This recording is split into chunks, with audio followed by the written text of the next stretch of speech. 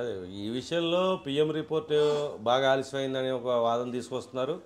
తర్వాత ఇతర అంశాలకు సంబంధించి పిఎం రిపోర్ట్ చాలా ఎర్లీగా వచ్చిందండి. ఓకే, మాకు తెలిసి మేము చూసినటువంటి కేసెస్లో పిఎం రిపోర్ట్ చాలా ఎర్లీగా వచ్చింది. ఇంకా రిలీజ్ చేయలేదు అంటే బయటకు వచ్చేసిందండి ఆల్మోస్ట్. దానికి మళ్ళా ఎస్ఎఫ్ఎల్కి పంపించారు. అవును, ఎస్ఎఫ్ఎల్కి పంపించారు. కానీ ఇక్కడ ఎస్ఎఫ్ఎల్ కన్నా అంటే ఎస్ఎఫ్ఎల్లో ఏమేమి సీజ్ చేసి పంపించారో నాకు దాని మీద అవగాహన లేదు, వాళ్ళ క్లారిటీ కూడా ఇవ్వలేదు. ఇప్పుడు కెమికల్ అనాలిసిస్ రిపోర్ట్ అని ఉంటుంది, మరి అది పంపించారో లేదో నాకు తెలియదు. ఇంటర్నల్గా ఏదైనా పాయిజన్ అయ్యి ఉంటే ఇప్పుడు ఇన్వెస్టిగేషన్ మొదలు పెట్టాలి అనుకుంటే వీళ్ళకి అనుమానాలు ఉన్నాయి కాబట్టి కోదాడలో లిక్కర్ కొన్నప్పుడు కాడి నుంచి చేయొచ్చు. ఇప్పుడు లిక్కర్లో కూడా ఏదైనా కలవచ్చు కదా. ఇప్పుడు ఏలూరులో లిక్కర్ బాటిల్ తీసుకున్నా అక్కడ ఏదైనా కలవచ్చు కదా. ఇప్పుడు ఇన్వెస్టిగేషన్ రకరకాలుగా ఉంటుందండి, అనుమానం ఉంటాయి. అవి వదిలేసి ఇది మర్డరు. సో అన్ని రకాల అన్ని కోణాల్లో చేయడానికి 5 టీములు పనిచేస్తున్నాయి. తర్వాత ఐజీ స్థాయి అధికారి పర్యవేక్షణలో ఎస్పీ పనిచేస్తారు. ఇన్ని టీములు అటు తెలంగాణ నుంచి ఇటు ఆంధ్రప్రదేశ్ రాజమండ్రి వరకు జరుగుతుంది. అంటే ఇంకా ఇన్ని సందేహాలు రావడానికి వ్యవస్థ మీద నమ్మకం లేదా, లేకపోతే వ్యవస్థ మీద అయితే నమ్మకం లేదండి, అది మాత్రం నిజం. ఓకే, ఇప్పుడు ఫర్ ఎగ్జాంపుల్ నిజం చెప్తున్నా, ప్రవీణ్ పగడాల గారు జరిగినటువంటి ఇన్సిడెంట్ మీద ప్రభుత్వం అంతా కూడా యుద్ధ ప్రాతిపదిక మీద పనిచేస్తుంది. ఏ డెత్ అయినా ఒకటే కదా. అవును, ఏ డెత్ అయినా ఒకటే కదా. అదే సేమ్ డే 2 డెత్లు జరిగినాయి తెలంగాణలో, యాక్సిడెంటల్ డెత్లే, ఫాస్టర్సే. దాన్ని సస్పెక్ట్ చేయలేదు తెలంగాణలో. నేను అక్కడ తెలంగాణ గవర్నమెంట్ తొక్కతీస్తుందనో లేదు అక్కడ శాంతి భద్రతల సమస్యలో బాగా రెస్పాన్సిబిలిటీగా కంట్రోల్ చేస్తున్నారనో అనుకోవాలి. ఇంకా అంటే ఆంధ్రప్రదేశ్ గవర్నమెంట్కి వచ్చేటప్పటికి ఇక్కడ శాంతి భద్రతలో అమలు అవుతలేదు అనే ఆలోచనకి రావాలి. ఎందుకంటే ఇక్కడ ఆ డెత్నే ఇంత రాజకీయం చేసి, ఇంత అల్లర్లు చేసి, ఇన్ని సమస్యలు, ఏ సమస్య లేనట్టు. ఇప్పుడు నిజంగా ప్రవీణ్ పగడాల గారికి అన్యాయం జరిగితే నాతో సహా నేను కూడా స్పందిస్తాను. అసలు పని అడగనివ్వండి, ముందు పని అడగనివ్వండి. నడవలేకుండా కొంతమంది పని చేయమనండి. వీళ్ళకి ఏమైనా డౌట్ ఉంటే ప్రైవేట్ ఇన్వెస్టిగేషను చేయొచ్చు, తప్పలేదు. పర్సనల్గా ఛార్జ్షీట్ మీరు ప్రిపేర్ చేయండి, కోర్టు పర్మిషన్ తీసుకోండి, కోర్టుకు వెళ్ళి న్యాయ విచారణ అడగచ్చు. ఇప్పుడు కోర్టు పర్మిషన్ తీసుకోండి. ఇదిగో పోలీసు వారి ఇన్వెస్టిగేషన్ తప్పు, ఇదిగో మేము ఇన్వెస్టిగేషన్ చేసాం, ఇదిగో సైంటిఫిక్ మెటీరియల్ ఎవిడెన్స్ ఇది, వాళ్ళు చూపిస్తున్నటువంటి మెటీరియల్ ఎవిడెన్స్ తప్పు అని చెప్పి మీరు ఒక ప్రైవేట్ ఛార్జ్షీట్ని ప్రిపేర్ చేయండి, చేసి కోర్టుకి సబ్మిట్ చేయండి. ఇవేమీ చేయకుండా ఏదో ఇష్టానుసారం నోటికి వచ్చినట్టు మాట్లాడితే వ్యవస్థ ప్రజలు రోజు రోజుకి ఏం జరుగుతుందో అర్థం కాని పరిస్థితిలో ఉంది. ఏ సెకండ్లో ఏ ప్రమాదం జరుగుతుందో ఇలా మాట్లాడితే శాంతి భద్రతల సమస్యలు తలెత్తాయి అనుకోండి, నగరం అంతా అల్లకల్లోలం అయిపోద్ది. ఇక్కడ ఉన్నటువంటి మతపరమైనటువంటి వివాదాలు ఒకవేళ తలెత్తితే పరిస్థితి ఏంటి? ఎక్కడైనా ప్రాణ నష్టం జరిగితే ఇప్పుడు ఉద్రేకం అనేది చిన్నపిల్లలు, మహిళలు, వృద్ధులు ఇదేం కనబడదు.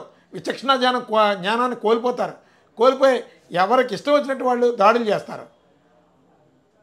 పోలీసు వారు ఇప్పటికైనా రాజకీయాలకు తావు లేకుండా ముందు అలాంటి ప్రయత్నాలు చేస్తున్నటువంటి వాళ్ళని, అలా మాట్లాడి రెచ్చగొట్టేటటువంటి వాళ్ళని ముందు కట్టడి చేయండి.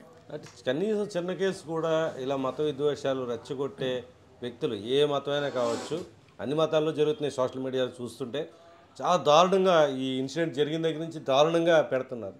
పోలీసులు పదే మీడియాలో హెచ్చరించడం తప్ప మీరన్నట్టు ఒక్క కేసు కానీ ఒక చర్య కానీ కట్టడి చేసే విధంగా ఎందుకు లేకపోతుంది? అసలు ఈ రోజుకి కూడా 174 బోర్డులు ఉన్నాయండి, సస్పెక్టెడ్ డెత్ల బోర్డులు ఉన్నాయండి.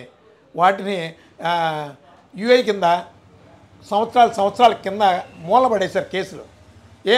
వాళ్ళ ప్రాణాలు విలువైనవి కావా? వాటి కోసం ఎవరు మాట్లాడరా?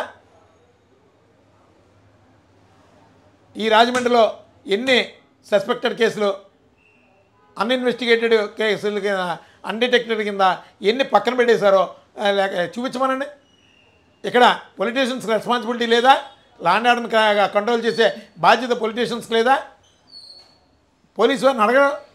ఎప్పుడు కూడా ఏదో ఒక కమిషన్ల కక్కుర్తులు, కాంట్రాక్టుల పనులు, అలాగే చిన్న వర్కులు ఎక్కడ డబ్బులు వస్తున్నాయని చూసుకుంటున్నారు. కానీ ప్రజాప్రతినిధులు నగరాన్ని పీస్ఫుల్గా ఉంచాలి, లా అండ్ ఆర్డర్కి మనం కూడా కోఆపరేట్ చేయాలి.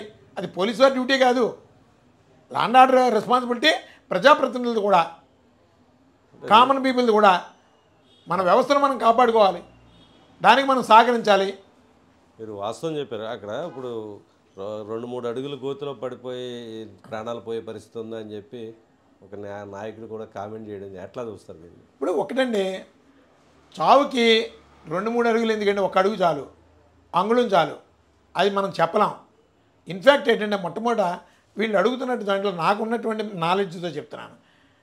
పొలిటికల్గా ఇది హత్య, ఎక్కడో కిరాయి అంతకులు వచ్చారు, ఒరిస్సా నుంచి వచ్చారు ఒక అంతకుడు అని సోషల్ మీడియాలో కొన్ని అభూత కల్పనలు అవ్వచ్చు, లేదు నిజాలు కావచ్చు, ఏదో ఒకటి జరుగుతుంది. మొట్టమొదట ప్రవీణ్ పగడాల గారు హెల్త్ బులెటిన్ రిలీజ్ చేయమనండి. హెల్త్ కండిషన్ అలా ఉండేది. ఆయన హెల్త్ పొజిషన్ ఏంటో మొట్టమొదటి రిలీజ్ చేయమనండి. అక్కడి నుంచి స్టార్ట్ చేస్తే ఇందులో అంటే మీరన్నది హెల్త్ కండిషన్ అంటే బిఫోర్ జర్నీ ముందా లేకపోతే గత 1 year 2 years ఓవరాల్గా ప్రవీణ్ పగడాల గారు హెల్త్ బులెటిన్ ఏంటి, హెల్త్ స్టేటస్ ఏంటి, ఆయనకి ఏదైనా కంప్లైంట్స్ ఉన్నాయా, లాస్ట్ 1 year నుంచి ఏదైనా కంప్లైంట్స్ ఉన్నాయా, లేదు కొంతమందికి రకరకాల కంప్లైంట్స్ ఈరోజు సొసైటీలో ప్రతి వాడిని చాలా వెంటాడుతున్నాయి. ఇప్పుడు ఈ వయసుతో పని లేకుండా బీపీలు వచ్చేస్తున్నాయి, షుగర్లు వచ్చేస్తున్నాయి, అలాగే బ్లడ్ చిక్కబడిపోతుంది, సడన్గా తల తిరిగిపోతుంది, ఏయో రకరకాల కంప్లైంట్స్ ఉన్నాయి. అసలు ప్రవీణ్ పగడాల గారికి ఉన్నటువంటి హెల్త్ పొజిషన్, ఆయన ఈజ్ ఓకే, ఆయన 100% హెల్త్ పర్ఫెక్ట్గా ఉంది, లేదు కొన్ని ఇబ్బందికరమైనటువంటి హెల్త్ కండిషన్స్ ఉన్నాయి. మొట్టమొదటి చెప్పాలి కదా, అది చెప్పకుండా ఏదేదో మాట్లాడేస్తారు. ఇవన్నీ కొద్దిగా ఇబ్బందిగా ఉంటాయండి. ఈ అనుమానాస్పద మృతి కేసుకు సంబంధించి ఆ జర్నీలో జరిగిన సీన్ ఆఫ్ ఇది చూస్తే కనుక విజువల్స్ కానీ ఇవి కానీ చూస్తే ఆయన మానసిక పరిస్థితి చాలా అనుమానాలుగా ఉన్నాయి. అట్లా దీన్ని ఎలా చూడాలండి? ఆయనకి ఏదో కానీ ఎక్కడ మాట్లాడలేదంట, ఒకటి కూడా మాట్లాడలేదు. ఆయనకైతే ఒక స్ట్రెస్ అయితే ఉంది. ఆ స్ట్రెస్ దేనికన్నది అది చాలా టైం తీసుకొని దాని మీద ఒక రీసెర్చ్ చేయాలి. వస్తుంది, పెద్ద ఇష్యూ కాదు. ఆయనకు ఉన్నటువంటి సన్నిహిత వర్గాలు ఉంటాయి, ఆయన వెల్విషర్స్ ఉంటారు, ఫ్యామిలీ మెంబర్స్ ఉంటారు. నిజంగా క్రైమ్ జరిగితే మనం ఇలాగా రోడ్డు ఎక్కి నోటుకు వచ్చినటువంటి మాటలు మాట్లాడేస్తే వాస్తవ క్రైమ్ని మనమే దాచినట్టు ఉంటుంది, దాన్ని తప్పుదారి పట్టించినట్టు ఉంటుంది.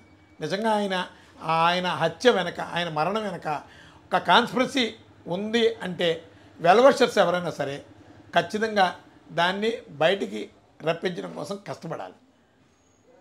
అది చేయకుండా అల్లరి చేస్తారేంటి? అల్లరి చేస్తారు. ఈ అల్లరైనా ఏదైనా ఉపయోగపడే అల్లరి అంటే కాదు, ఆయనకు అన్యాయమే జరుగుద్ది.